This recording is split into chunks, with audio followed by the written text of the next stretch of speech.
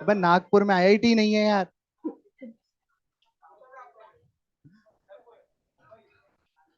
अरे तुम पढ़ाई करो चलो।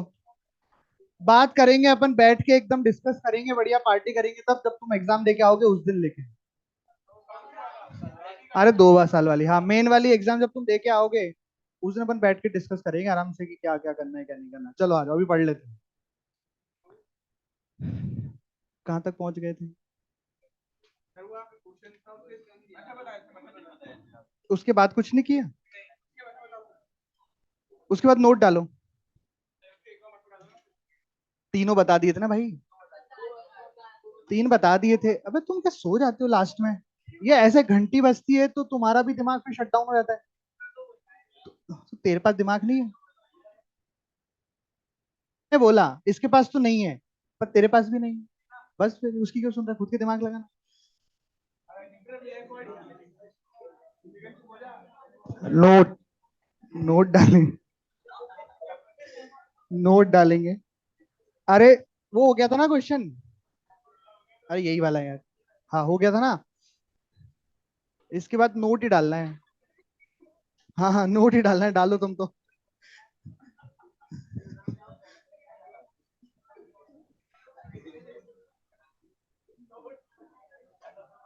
अरे शायद यही डालना है। तुम तो डाल लो। ये लिखा है मैक्सिमम रिजल्टेंट। मैक्सिमम रिजल्टेंट कब आता है ना? तो जैसे मान लो ये ए है, ये बी है, दोनों के बीच में एंगल थीटा है।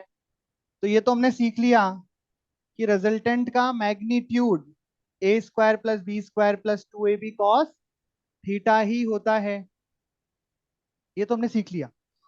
अब आपके पास कंडीशन ये है कि मैग्नीट्यूड नहीं बदलने चाहिए, लेकिन आप थीटा अपने मन से कैसा भी कर सकते हो। तो बताओ आर की वैल्यू मैक्सिमम कब आएगी?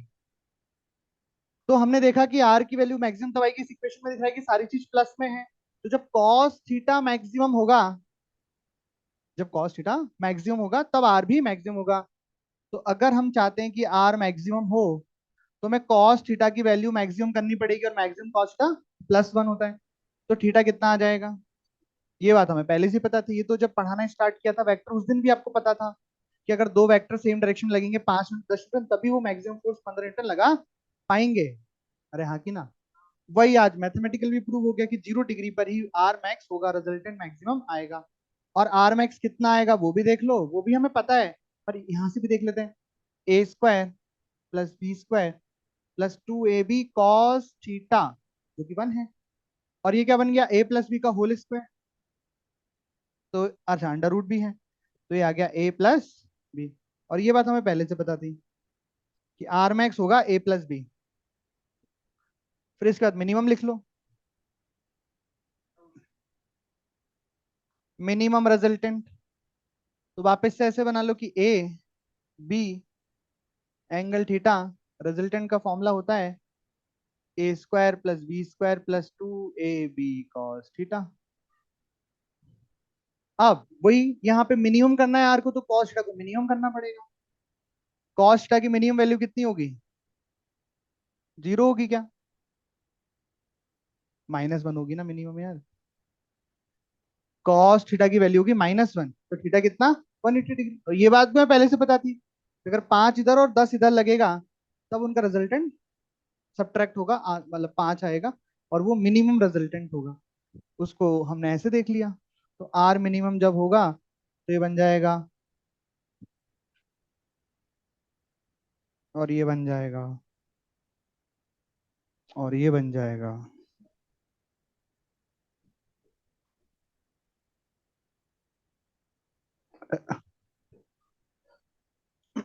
क्या हो गया? बोलो बोलो। मॉड लगे क्योंकि मैग्नीट्यूड पॉजिटिव होता है ना। हमें तो मैग्नीट्यूड की डायरेक्शन इधर भी इधर भी, पर मैग्नीट्यूड पॉजिटिव होता है। तो अगर मान लो बी बड़ा हो गया, मतलब 5 - 10 10 - 5 कर दिया, या 5 - 10 कर दिया, हमें मतलब पॉजिटिव नंबर चाहिए कुल मिला के, इसलिए मैग्नीट्यूड लगा, मॉड लगा दिए। देखो ए बी भी मैग्नीट्यूड है तो वो तो पॉजिटिव नंबर है ही है, और आर भी हमें पॉजिटिव चाहिए तो इसलिए मॉड लगा दिए। तो लास्ट में लिख लो कि आर की वैल्यू आर मैक्स से आर मिनिमम कुछ भी हो सकती है ना। तो आर मैक्स क्या होगा, ए प्लस बी, और ये होगा ए माइनस बी। इन दोनों मतलब आर यहाँ पे रिजल्टेंट है, समेशन है, ध्यान रखना। सम है ये, सम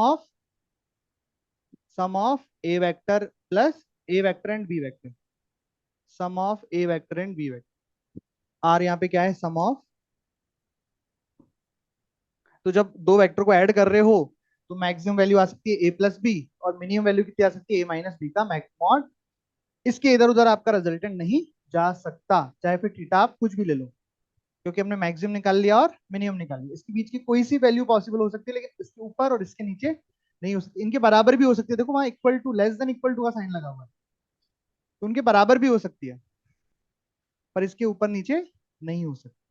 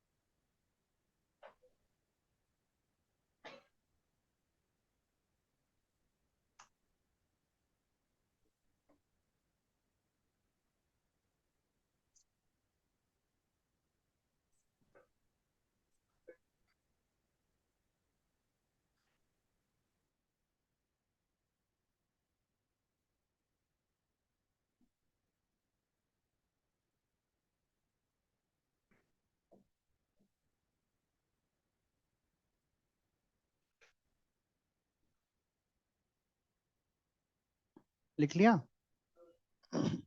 ये हो गया। अब लिखो सब्ट्रैक्शन ऑफ वेक्टर्स। कल लिखा तो नहीं दिया था subtraction of vector?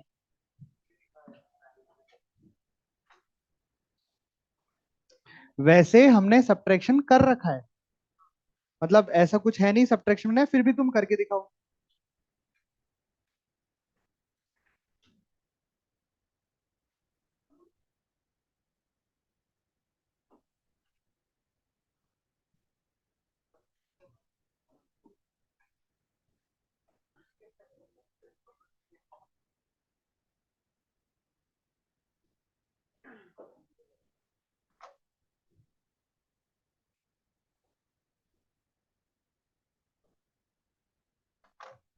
Subtraction of vectors लिखो। अब सब्ट्रैक्शन ऑफ वेक्टर करना क्या, उसमें कुछ भी ऐसा नया नहीं है। जैसे अगर मैं आपको बोल दूं कि दो वेक्टर ऐसे दिए हुए हैं, ऐसे वैसे कराने की जरूरत नहीं है, देखो डायरेक्ट ही कर लेते हैं। मान लो ए वेक्टर आपको दिया है आई कैप माइनस फोर जे कैप, और के कैप में भी नहीं मान दिया, नहीं दिया, two I cap plus three J cap. अभी तक तो मैं आपसे क्या पूछता था, ए प्लस भी पूछता था। अभी मैं क्या पूछ रहा हूँ, find A vector minus B vector, और mod of magnitude of A vector minus B vector, same. ये आपको पता ही है कैसे आते हैं, ये कंपोनेंट करके आते हैं। कोई भी अगर डायग्राम भी देते तो कंपोनेंट कर देते हैं आप। अब आप क्या करोगे, अब ए प्लस बी की जगह आप क्या करोगे, ए माइनस बी करोगे। तो बताओ दोनों के आंसर क्या आएंगे, वही सेम डायरेक्शन, डायग्राम वायग्राम बनाओ, थीटा भी निकाल, सब जो करते हैं। अरे करते कि नहीं करते, आर वेक्टर निकाल देते, डायग्राम बना देते, फिर देखते थे कहाँ आएगा कैसे आएगा, वो सब करो। पर इस बार जो आंसर आएगा वो ए प्लस भी नहीं होगा, तो क्या होगा, बाकी होगा सेम ही, करने का तरीका सेम रहेगा, बस वो ए माइनस भी आएगा। तो जैसे वहां पे मैं बोलता था A plus B vector is equal to, क्या बोलता, रिजल्टेंट बोलता था ना। अब यहाँ उसको रिजल्टेंट तो नहीं बोल सकते, तो कुछ नाम दे दो, टी वेक्टर बोल दो।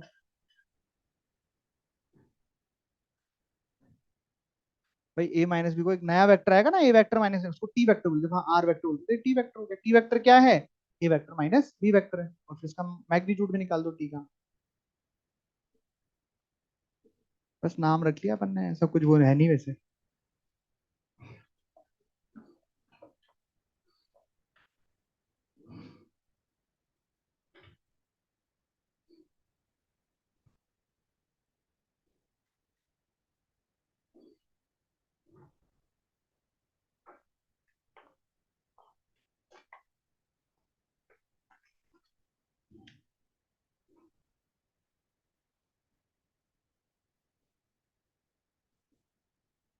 इन लोगों को जानते हो आप?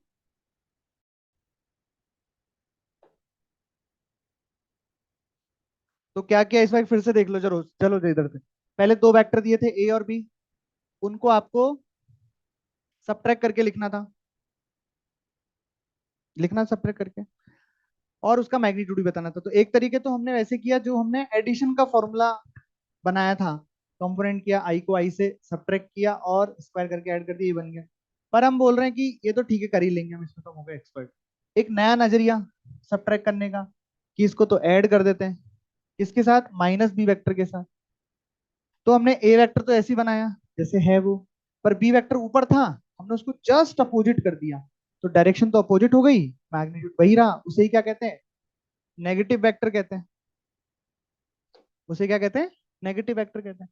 अब इनके बीच में एंगल कितना होगा, ए और माइनस बी के बीच में, 180 माइनस थीटा, क्योंकि ये वाला एंगल कितना है, थीटा है। अब हमने फॉर्मूला लगाया रिजल्टेंट का, एडिशन का जो फॉर्मूला होता है, under root of A square plus B square plus 2ab cos theta. तो ये थीटा में ध्यान है, क्या रखते हैं, जिन दो को ऐड करते हैं उनके बीच का एंगल होता है। यहाँ पे ऐड कर रहे हैं हम ए और माइनस बी को, तो उनके बीच का एंगल है 180 माइनस थीटा, वही रखना पड़ेगा। और जब सॉल्व करेंगे तो वापस से वही फॉर्मूला बन गया। तो आप इसको हमेशा डायरेक्ट यूज भी ले सकते हो, कि अगर दो वेक्टर को आपको सब्ट्रैक्ट करना है और उसका रिजल्टेंट आपको चाहिए, तो आप लगा सकते हो under root of A square plus B square minus 2ab cos. अब ध्यान रखना पर ये थीटा कौन सा है, जो दिया गया है, ए और बी के बीच का एंगल, उसी टर्म में आंसर आ गया है। समझ में आई के बाद, ऐसे। और हाँ, एक बात और, अगर ए प्लस बी की डायरेक्शन निकालनी होती तो यहाँ बीच में आती ना, लेकिन ए माइनस बी की डायरेक्शन इधर कहीं आएगी, ये है आपका टी वेक्टर। और ए प्लस बी की किधर आती, यहाँ आती। ए माइनस बी की डायरेक्शन ये आई है ना। तो ए प्लस बी और माइनस की डायरेक्शन भी अलग होंगी, मैग्नीट्यूड सब अलग होगा, फॉर्मूला भी अलग है, पर होते सेम ही तरीके से, करने का तरीका सेम है। हाँ, आंसर अलग लगाएंगे अपने आप। तो ऐसा घर जाके सोचना और विचार करना इस कॉन्सेप्ट पे, ठीक है। तो इस तरह से आपका सब्ट्रैक्शन भी हुआ। अब सब्ट्रैक्शन के बाद क्वेश्चन कराते हैं, लिखो, नोट कर लो। मेथड वन तो नोट करना ही मत, वो तो घर जाके खुद से करना। तो काट दो, घर जाके फिर से करना। लिख लो कि हाँ मेथड वन है, और ज्यादा ही तो लिख लो component method.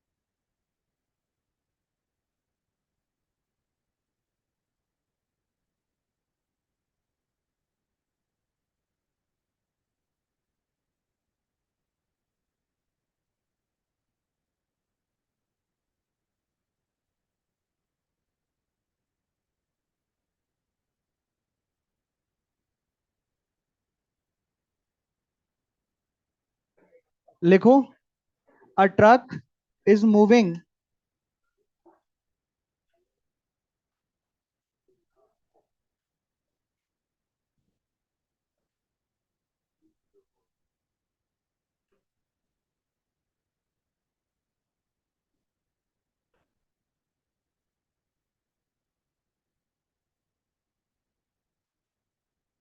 a truck is moving towards north with 10 meter per second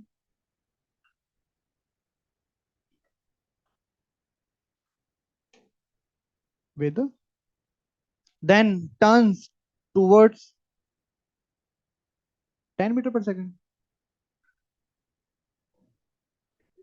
then turn towards east. लिखो, then turns towards east with same speed, then turns towards east with same speed. Find change in velocity of the truck. Find change in velocity of the truck. Change in velocity of truck, ये आप सभी को पता है, change मतलब minus, change in Y Y two minus Y one, change in X X two minus X one, तो change in velocity V two minus V one. अब minus करना पड़ेगा ना वेक्टर, इसलिए तो बोला था सवाल ले।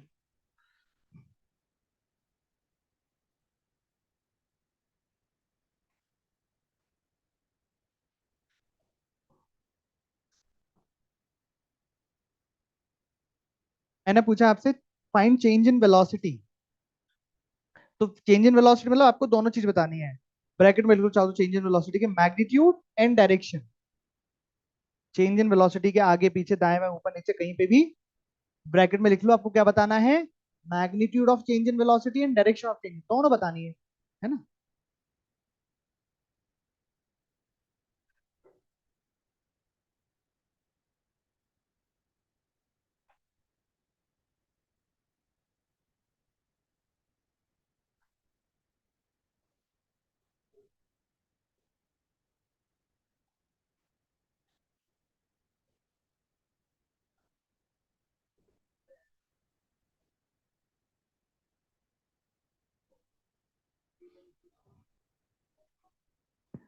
अच्छा, किसी को जीरो तो नहीं लग रहा है ना कि चेंज इन वेलोसिटी तो स्पीड तो चेंज नहीं हो रही सर, तो आंसर आ गया जीरो। लग रहा है? नहीं लग रहा, क्योंकि चेंज इन स्पीड नहीं पूछा, चेंज इन वेलोसिटी पूछा है, वेलोसिटी में डायरेक्शन भी इंक्लूड होती है, तो आप यहाँ पे वेक्टर सब्ट्रैक्शन करोगे, है ना। आप कैसे करोगे, इधर देखो, इधर देखो जल्दी से। आपको बेसिकली करना क्या है, क्लियर है, V two minus V final velocity minus V initial करनी है। पहले ट्रक किधर जा रहा है, तो आप ऐसे बना लो, ट्रक गया नॉर्थ में, कितने से जा रहा है, अगर इसको हम ए वेक्टर बोल दें या बी वन वेक्टर बोल दो, तो वी वन वेक्टर कैसे लिखेंगे, टेन जे कैप, अरे हाँ क्या, इसके बाद ये ईस्ट में मुड़ गया, किधर मुड़ गया, ईस्ट में मुड़ गया, ईस्ट इधर ही है क्या, विद सेम स्पीड, तो वी टू क्या लिखेंगे, यहां तक समझ में आया क्या, अरे बोलो यार। अब आप लिखोगे, सर हमें फाइंड करना है चेंज इन वेलोसिटी मतलब delta V, V two vector minus V one vector, V two vector क्या चिपकाओगे, ten I cap, minus V one vector क्या लिखोगे, ये आंसर आ गया बस। अब आपको जो करना है इससे करो ना, अब जो करना है डायरेक्शन निकालनी है ड्रॉ करो, मैग्नीट्यूड निकालना है स्क्वायर करके ऐड करके अंडर रूट करो, सब आ जाएगा। ड्रॉ करना है इसको, क्या आया बोलो, टेन आई कैप किधर, माइनस टेन जे कैप किधर, अरे आया क्या, तो डेल्टा बी की डायरेक्शन क्या आई, डेल्टा बी की डायरेक्शन ये आई, ये आया डेल्टा बी, ये भी 10 है और ये भी 10 है, तो ये वाला एंगल कितना आ गया, तो ये कितना आ गया, ten square plus ten square का रूट मतलब टेन रूट टू आ गया, अरे आ गया क्या, और डायरेक्शन क्या आई, साउथ ईस्ट, क्योंकि 45 डिग्री पे है, तो ये आंसर हो गया। अब ये डायरेक्शन किसकी है, चेंज इन वेलोसिटी की डायरेक्शन है, ट्रक ऊपर जा रहा था, फिर उधर मुड़ गया, पर चेंज इन वेलोसिटी डायरेक्शन कैसे है, इधर आई। वो सब्ट्रैक्शन की डायरेक्शन है। भाई ए वेक्टर की डायरेक्शन अलग हो सकती है, बी की अलग हो सकती है, पर तुमको सब्ट्रैक्ट करोगे तो डायरेक्शन अलग ही आएगी। ये उसकी direction, change in velocity direction. समझ में आया? एक और करो चलो। समझ में आया? एक और करो। इसमें डाउट पूछो, आप कुछ पूछो इसमें जो पूछना है तब तक। करना था ना, ये रहा ना, अब आर बोल दो, उसको टी बोल दो, टी बोल दे, इसको टी वेक्टर, जो नाम लेना ले दो, change in velocity vector.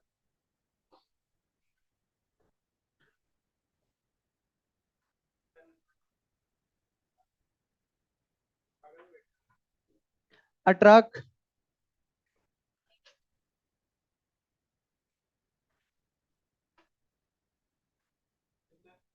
A truck. अरे ये कुछ वेक्टर वेक्टर नहीं है यार, ये तो बस।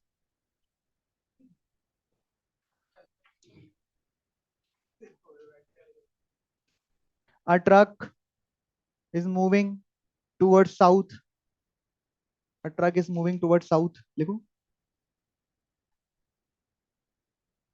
A truck is moving towards south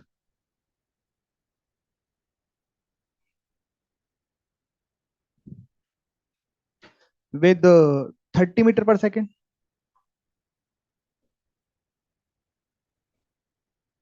then turns then turns left, then turns left with 40 metre per second, then turns left and moving with 40 metre per second. Find change in velocity. अरे south में जा रहा है, जहां भी south है, और जाते जाते किधर मुड़ा, लेफ्ट मुड़ गया। तो ड्राइवर का लेफ्ट लेना है आपको, ड्राइवर का लेफ्ट, ड्राइवर चला रहा है ना यार, तो ड्राइव, आप सोचो आप ड्राइवर ऑफ लेफ्ट लेना है, चलो।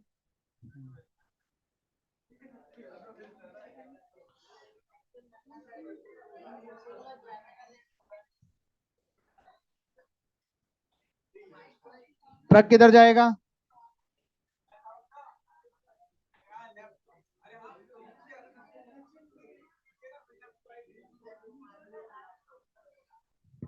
ट्रक साउथ में जा रहा है, तो V1 वेक्टर क्या लिखोगे? -30 J कैब।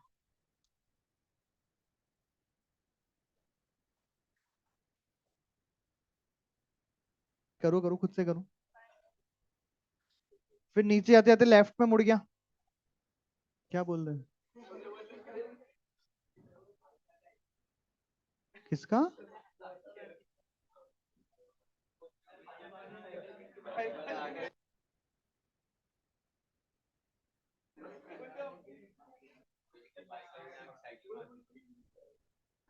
लेफ्ट मोड़ दो इसको, किधर मुड़ेगा? इधर मुड़ेगा। वो तो राइट हुआ ना।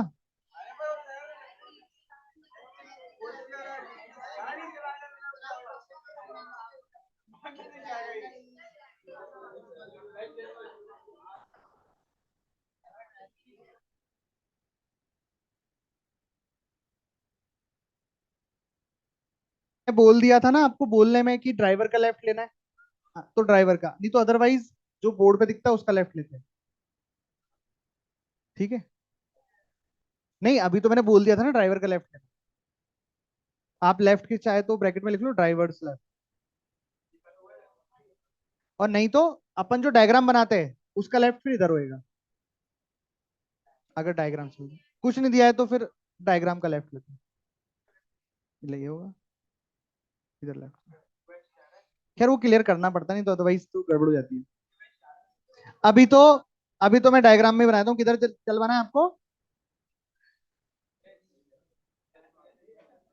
चलो, तो B2 वेक्टर क्या हो गया, 40 I कैप। अब आप कर दो V2 - V1। B2 - V1, 40 I cap minus of -30 J cap. तो 40 I कैप +30 J, ये आंसर आ गया आपका। अब इसको ड्रॉ कर दो, कुछ भी कर दो।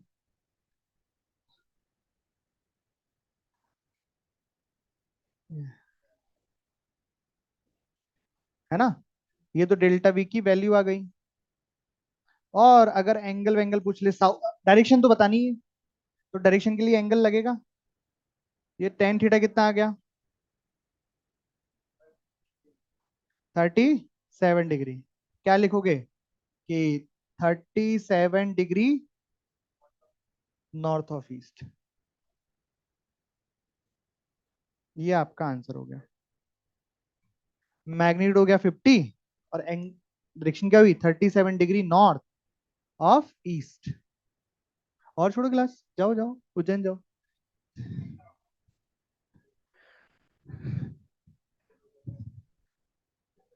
कौन सी बात समझ में नहीं आई? 30 के स्क्वायर प्लस 40 के स्क्वायर का अंडर रूट। 3 दिन से यही कर रहे हैं, 3 दिन हो गए करते करते। और परपेंडिकुलर अपॉन बेस किया, 30/40, तो ये आ गया। चलो ये भी हो गया। तो ये हो गया अपना, है ना। इसके बाद क्या करना है देख ही लेता हूँ। ये हो गया, ये भी हो गया, ये भी हो गया। बस इस तरीके से जो भी एडिशन और सब्ट्रैक्शन का जितना भी मैथमेटिकल वाला हिस्सा था, मैथ्स जो थी सॉल्व करने वाला, वो सारा हो गया है। अब कुछ लॉज भी होते हैं, वो सिर्फ लेकिन समझने के होते हैं, उनसे कुछ मैथमेटिकल आंसर नहीं निकल पाते, उनसे सिर्फ डायग्राम बनते हैं ना, वो सीखते हैं अपन। लिखो, laws of vector addition.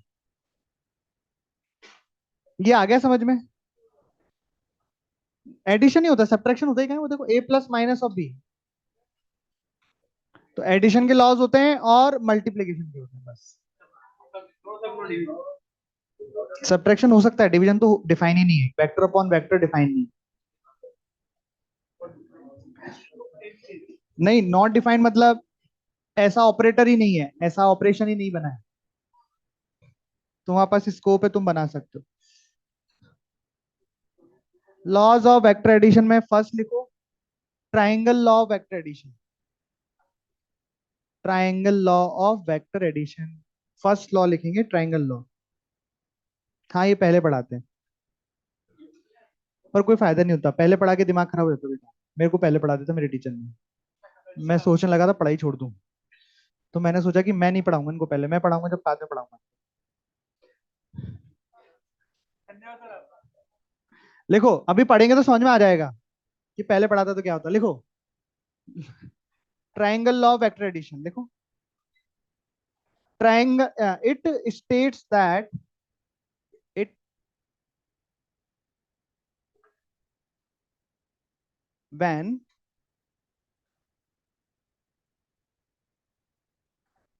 when two vectors are represented as two vectors are represented as two sides of the triangle, two sides of the triangle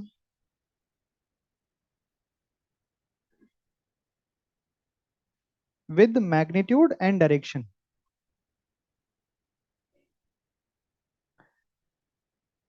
then third side of the triangle, then third side of the triangle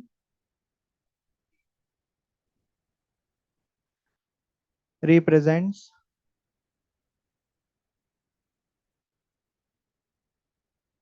the magnitude and the direction of the resultant vector. दोबारा बोलूं?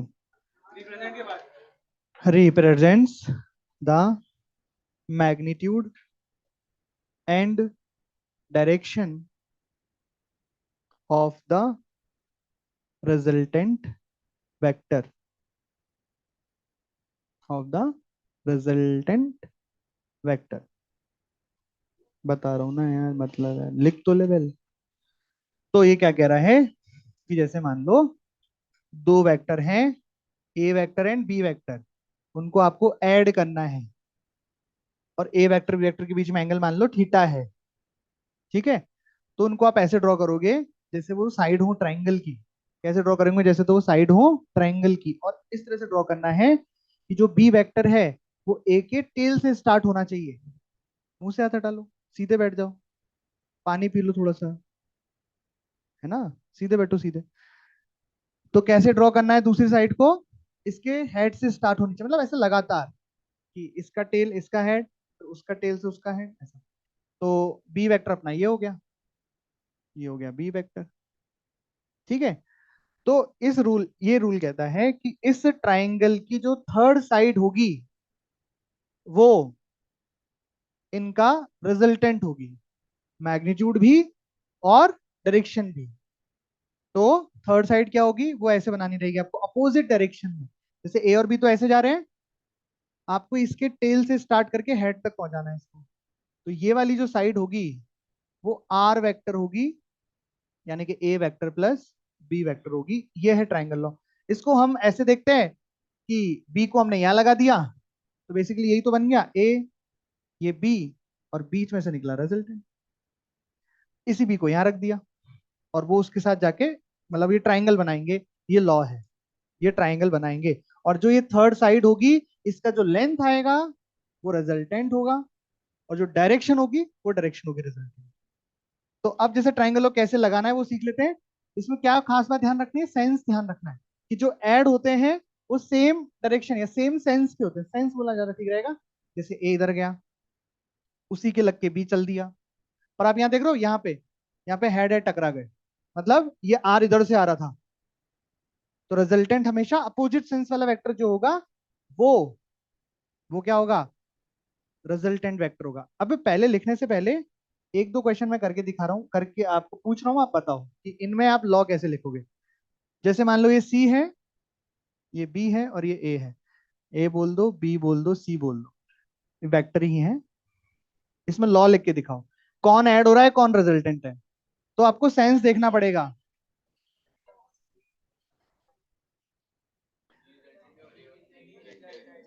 है जी, देखो sense देखो, यहां से यहां चले, फिर इसके हेड से इसकी टेल कनेक्टेड है, सेम सेंस चल रहा है। यहाँ पे देखो दो हेड टकरा गए, मतलब ये रिजल्टेंट हुआ। तो यहाँ पे आएगा C vector plus A vector is equal to B.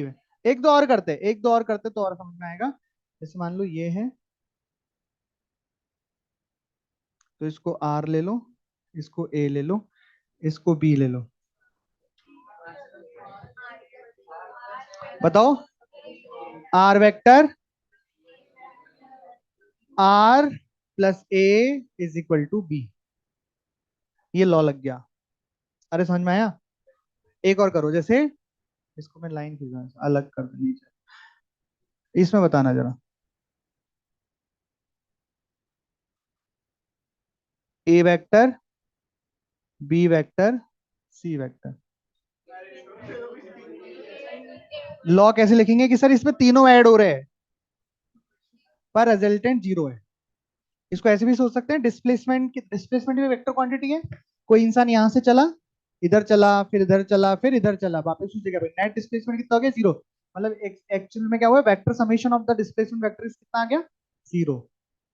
बना लो चलो डायग्राम। ये है ट्राइंगल लॉ, बताओ। इसका कैलकुलेशन से कोई लेना देना नहीं है ज्यादा खास। इसके बाद हम लिखेंगे, पहले जल्दी से बनाओ।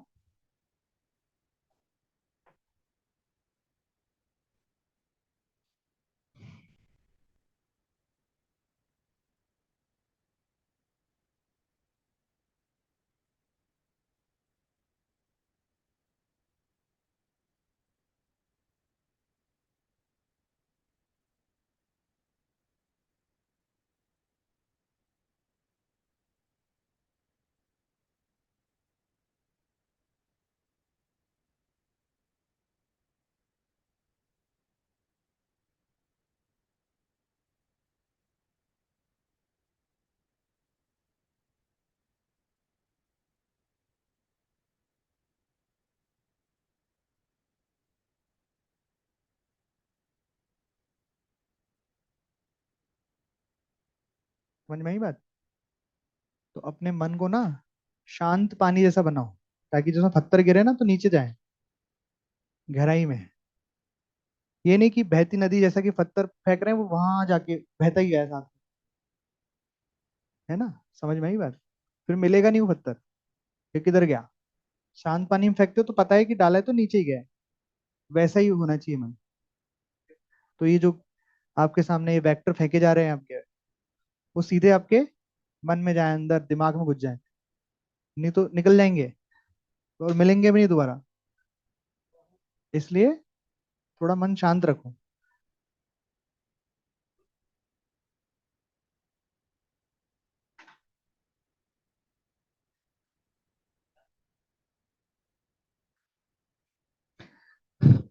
लिखो, parallelogram, law of vector addition. Parallelogram, law of vector addition. इसमें हम पैरेललोग्राम बनाएंगे। ठीक है, लिखो।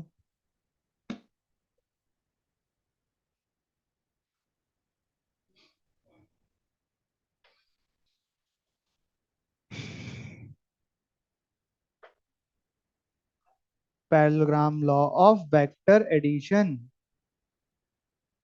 इसमें लिखने का क्या है, अपन समझ ही लेते हैं। तो इसमें पैरेललोग्राम बनेगा, शेप तो, है ना? अब कौन उसमें रिजल्टेंट होगा, क्या होगा, वो लॉ है, देखो। अच्छा, पढ़ाने से पहले आपको एक चीज पूछना चाहता हूँ। पैरेललोग्राम सब जानते हैं क्या होता है? उसमें डायगोनल जानते हैं क्या होता है? किसी ने लॉन्ग डायगोनल की लेंथ और शॉर्ट डायगोनल की लेंथ पहले फाइंड किए क्या? पैरेललोग्राम के डायगोनल की length, length of the diagonal of parallelogram करिए। तो आज घर जाके करना, अभी मैं आपको कुछ चीज बता रहा हूँ, इधर ध्यान से देखो। तो हेडिंग डाल ली। अब इधर देखो, इधर देखो। मान लो ये ए वेक्टर है और ये बी वेक्टर है। बोले सर इसमें पैरेललोग्राम तो नहीं बना? बन जाएगा। ए के पैरेलल एक इधर वेक्टर लगा दो, ए ही होएगा। और बी के भी पैरेलल एक इधर वेक्टर लगा दो, तो एक पैरेललोग्राम कंप्लीट हो जाएगा। ठीक है क्या? और ए और बी के बीच में एंगल कितना गिवन है? थीटा। मतलब पैरेललोग्राम की सारी चीजें गिवन है। अब पैरेललोग्राम लॉ बोलता है कि इसका जो लॉन्ग डायगोनल होगा, पैरेललोग्राम का लॉन्ग डायगोनल होगा, मतलब कि ये वाला, वो आर वेक्टर देगा। और मजे की बात, अगर आपने कभी इस लॉन्ग डायगोनल की लेंथ निकाली हो, पता है लेंथ क्या आएगी?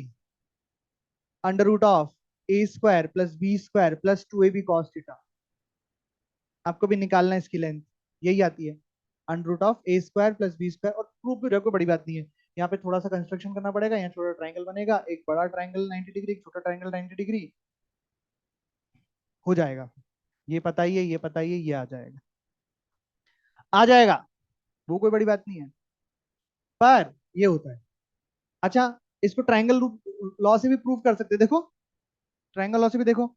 ये तो क्या हो गया, ए वेक्टर, और यही तो है बी वेक्टर। तो A vector plus B vector is equal to R vector. अच्छा चलो, इतना ही समझदार हो तो ये बताओ कि शॉर्ट डायगोनल क्या देगा? सब्ट्रैक्शन तो ए माइनस बी भी हो सकता है और बी माइनस ए भी हो सकता है। तो एक और डायग्राम बना के बताते हैं, फिर बताओ कि इसमें क्या देगा, सोच के बताना है, बस पेन नहीं चला।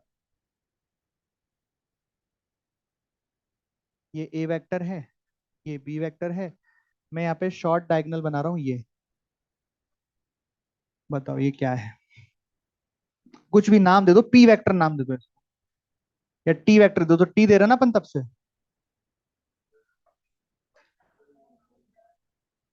बताओ, ट्राइंगल लगाओ, आंसर आ जाएगा। ए प्लस टी, तो T vector is equal to B vector minus A vector. ये आ गया। और ये शॉर्ट डायगोनल हो गया। और जब शॉर्ट डायगोनल की लेंथ निकालोगे ना, जब शॉर्ट डायगोनल की लेंथ निकालोगे, तो क्या आएगा बताओ? Under root of A square plus B square minus 2ab cos, ये आएगा। निकाल के देखना, वो भी निकल जाएगी। लिख लो, ये पैरेललोग्राम हो गया। हाँ, ये भी ट्रायंगल से तो प्रूव किया है। लिख लो स्टेटमेंट, तो क्या है, जो बोला है वही लिख लो।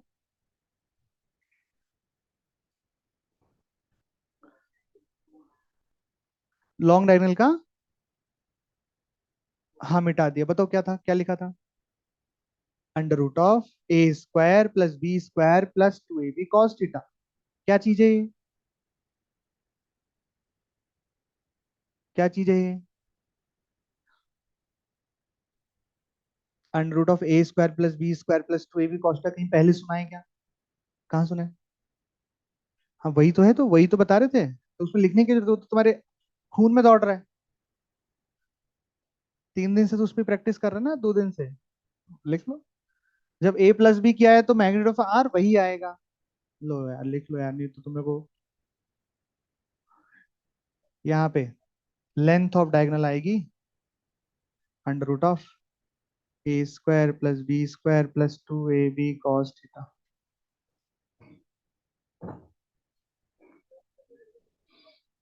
और एक और लॉ लिखेंगे।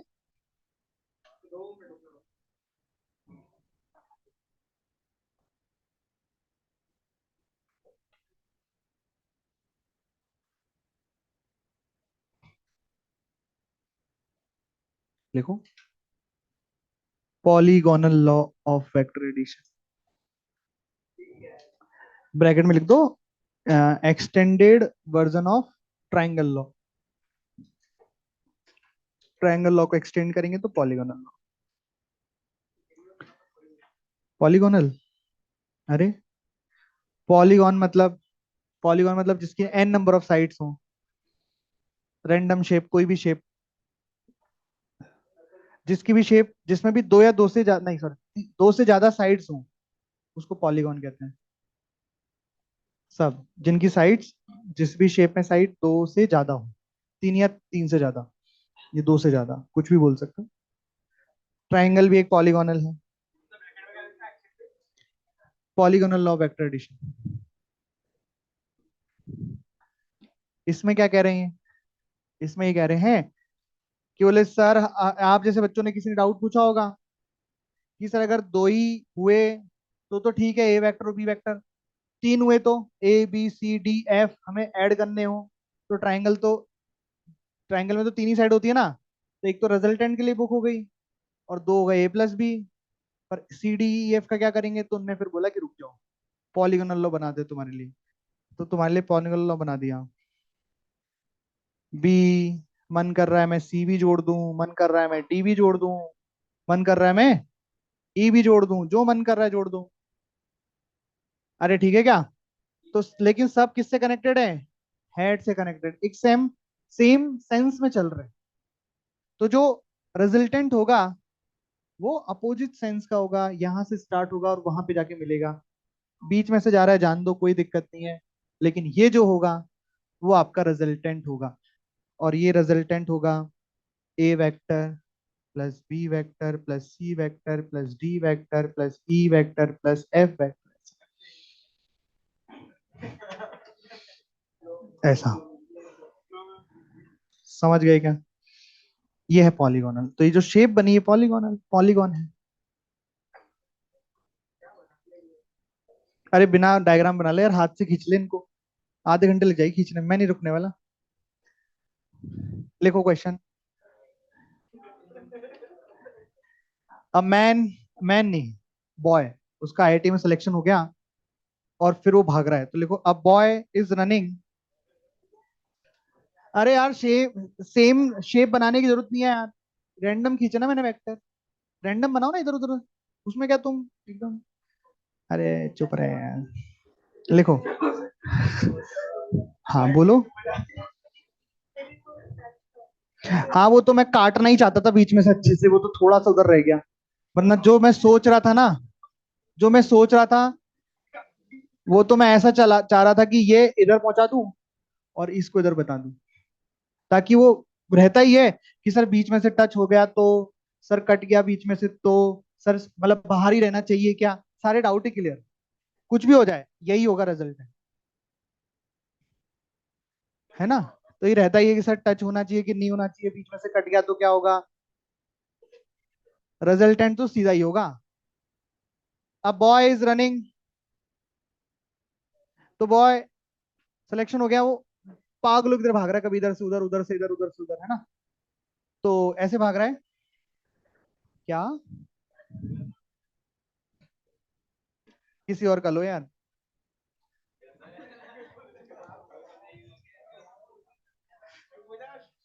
चलो पहले नॉर्थ में भागा 10 मीटर। लिखो boy is running 10 metre north. उसके बाद लिखो, बॉय के लिए लिख रहा है ना, बॉय भागते भागते मुड़ गया, turns right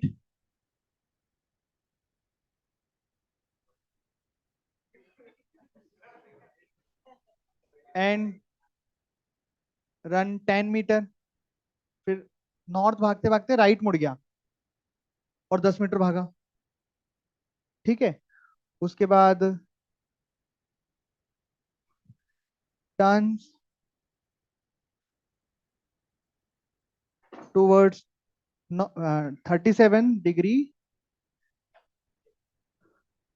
37 degree north of east, north of east and run 10 metre. फिर 10 मीटर भागा मुड़ के।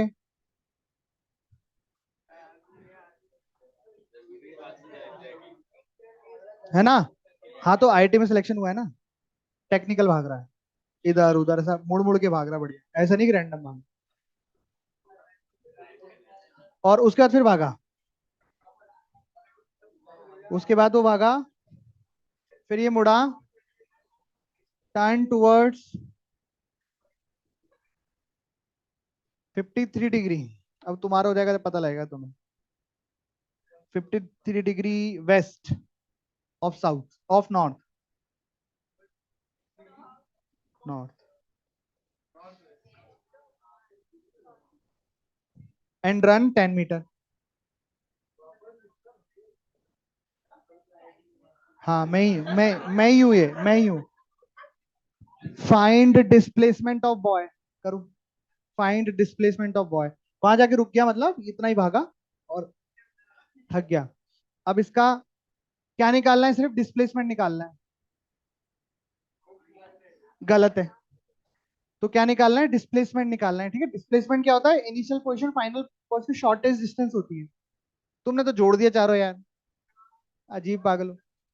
डिस्टेंस पूछता तो 40 होता, मैंने पूछा है डिस्प्लेसमेंट। और मजे की बात है, ये सवाल करना है आपको घर, ये होमवर्क है आपका, घर पे सोच के करना है आपको, है ना। हेडिंग डालो वेक्टर इन 3D। अरे बेटा पढ़ लो, बहुत पीछे रह गए अपन। वेक्टर इन 3D, इसके लिए आधा एक पेज जगह छोड़ दो, कल करेंगे सॉल्व इसको। आज तसल्ली से घर जाके अपना कॉन्फिडेंस बढ़ाना इसको सॉल्व करके। वेक्टर इन 3D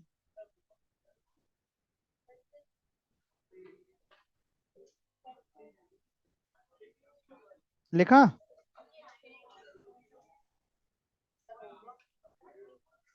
तेरे को उठा के बाहर फेंकूं, ज्यादा बोलेगा तो। वेक्टर इन 3D का मतलब समझे। 2D में वेक्टर पढ़े अब तक हमने, है ना। वैसे तो आई जे के का आप सारी चीज सीख ही गए हो कि मैग्नीट्यूड कैसे निकालना है। जिस जिसने कॉपी बंद की ना, कल से आना मत, सुन लो ध्यान से। तो